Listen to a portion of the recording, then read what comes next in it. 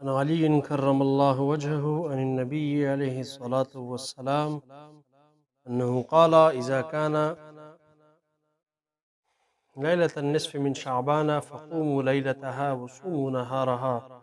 فإن الله تعالى ينزل في تلك الساعة إلى سماء الدنيا عند غروب الشمس، فيقول: هل من سائل فأعطيه سؤله، وهل من مستغفر فأغفر له، وهل من مسترزق فأرزقه حتى يطلع الفجر.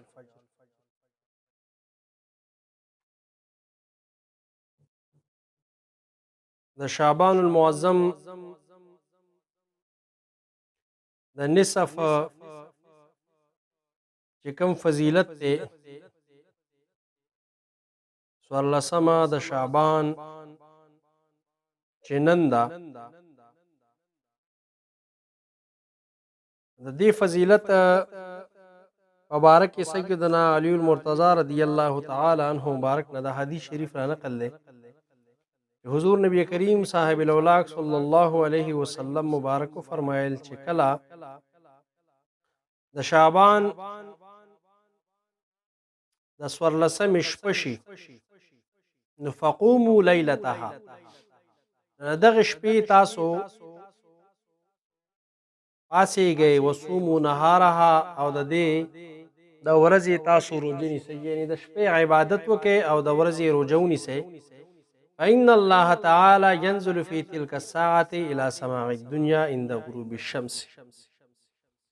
ځکه الله جل جلاله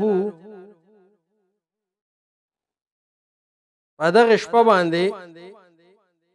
د غروب آفتاب په وخت کې د دنیا اسمان طرف ته نازلیږي او دا فرمایي چې هل من سائل فأعطيه سؤله، وی څوک شته سوال کوونکی چې زه د هغه سوال پوره کما، نو هل من مستغفر فاغفر له، او څوک شته بخونکی غوښتونکی چې زمانه بخنه غواړي او زه هغه وبخمه، وهل من مسترزق فارزقه، او رزق طلب کوونکی څوک شته چې زه ورله رزق ورکما تر دې وخته پورې چې سحر صبح صادق شي. تر دې حدیث شریف نه هم د دغه شپې مبارکې فضیلت دا ظاهر دی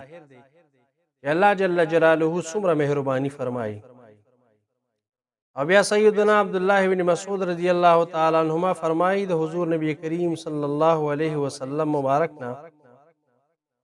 چې انه قال: من صلى 100 رکعة فی لیلة النصف من شعبان، چې د څوارلسمې د شعبان باندې چې اصل رکعت ادا کړ، یقرأ فی کل رکعة فاتحة الکتاب والاخلاص 5 مرات، چې په هر یو رکعت کې به دا سورة فاتحه او 15 ځلې سورة اخلاص شریف ولولي، الله جل جلاله به دله څومره انعام ورکړي. فرمایي: انزل الله تعالى عليه 500,000 ملك مع كل ملك دفتر من نور، 15 لکه فرشتي الله جل جلاله ورته نازلی، او هر یو فرشتي سره به یو دفتر وي، یو لوی رجسټر به وي د نور، یکتبون ثوابه الى یوم القیامه، تر ورځ د قیامت پورې به د ثوابونه دا لیکلی شي.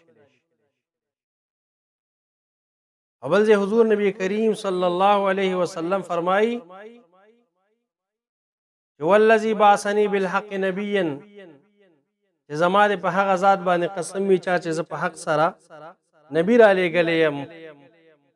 من صلی علی فی هذه اللیله، وی چا چې په دې شپې باندې د څوارلسمې په ما باندې درود شریف وویله، یعطى من ثواب النبیین والمرسلین والملائکة والناس اجمعین. مشکات الانوار دا حدیث شریف را نقل کړي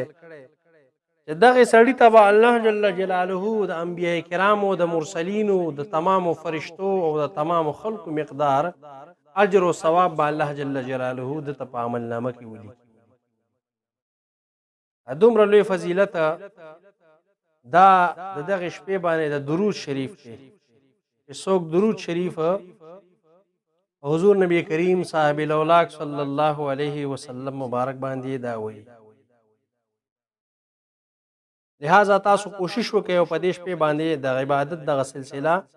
جاری وساتئ چې الله جل جلاله دنیا او آخرت دواړه هم ښایسته